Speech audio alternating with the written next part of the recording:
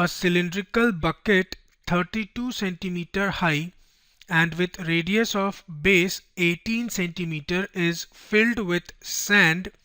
इस क्वेश्चन में आपके पास एक सिलिंड्रिकल बकेट है जिसका हाइट 32 सेंटीमीटर है और इसके बेस का रेडियस है 18 सेंटीमीटर और ये सिलेंडर पूरी तरीके से सैंड से भरा हुआ है। ठीक, this cylindrical bucket is completely filled with sand. आगे आपको बता रहे हैं this bucket is emptied on the ground and a conical heap of sand is formed. Now किसी ने इसी बकेट को जो पूरी तरीके से सैंड से भरा हुआ था ग्राउंड पे ले जाके खाली कर दिया जिससे सैंड का एक कोनिकल हीप बन गया। ठीक, if the height of the conical heap is 24 centimetre, इस कोनिकल हीप का जो हाइट है वो 24 सेंटीमीटर है। ठीक, find the radius and slant height of the heap. आपको इस हीप का रेडियस फाइंड करना है और ये जो स्लैंट हाइट है या फिर ये भी स्लैंट हाइट है, इसको मैं एल से डिनोट करता हूँ, ये फाइंड करना है। वेल, ये क्वेश्चन भी वॉल्यूम बैलेंस पे बेस्ड है, मतलब सैंड का जो भी वॉल्यूम इस बकेट में रहा होगा वही वॉल्यूम इस कोनिकल हीप में है क्योंकि हमने इसी बकेट को खाली करके ये हीप बनाया है। That is here we have volume of cylindrical bucket, क्योंकि जो सिलिंड्रिकल बकेट का वॉल्यूम है वही इसके अंदर के सैंड का वॉल्यूम है, is equal to the volume of conical heap of sand. We know that volume of a cylinder is given by pi r square h and volume of a cone is given by 1/3 of pi r square h.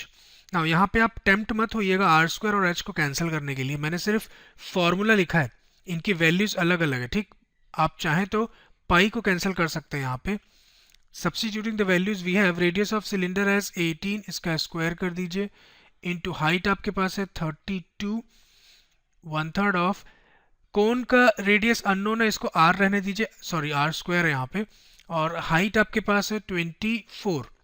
इसको further simplify करते हैं, 3 1 जा 3 and 3 8 जा 24, जिससे आपको r square मिलेगा 18 into 18 into 32 over 8। इसको और फर्दर सॉल्व करते हैं, 2 4 जा 8 एंड 2 9 जा 18, 2 2 जा 4 एंड 2 9 जा 18, 2 1 जा 2 एंड 2 16 जा 32। तो आपके पास r स्क्वायर आएगा 9 into 9 into 16 which gives us r as under root of 9 into 9 into 16, और इन दोनों 9 से एक 9 बाहर आ जाएगा, 16 का स्क्वायर रूट होता है 4, तो जिससे आपको रेडियस मिलेगा 36 और यूनिट क्या होगा सेंटीमीटर, क्योंकि बाकी सारे मेजरमेंट्स भी आपके पास सेंटीमीटर्स में थे।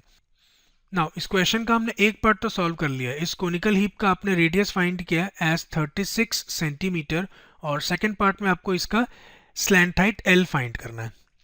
अगर आप इस कोनिकल हीप को देखें तो एक्चुअली एक राइट सर्कुलर कोन है, मैं इस पॉइंट को नाम देता हूँ से पॉइंट A, तो आपके पास ये जो ट्रायंगल है AOC, ये एक राइट ट्रायंगल है which is right angled at point O, और अब आप इजीली पाइथागोरस थ्योरम की हेल्प से स्लैंट हाइट L फाइंड कर सकते हैं। ठीक, so here by Pythagoras theorem we have AC square equals AO square and OC square.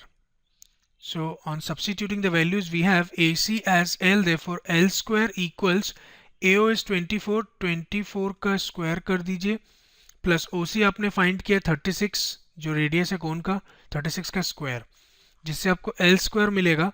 24 का स्क्वायर होता है 576 एंड 36 का स्क्वायर होता है 1296।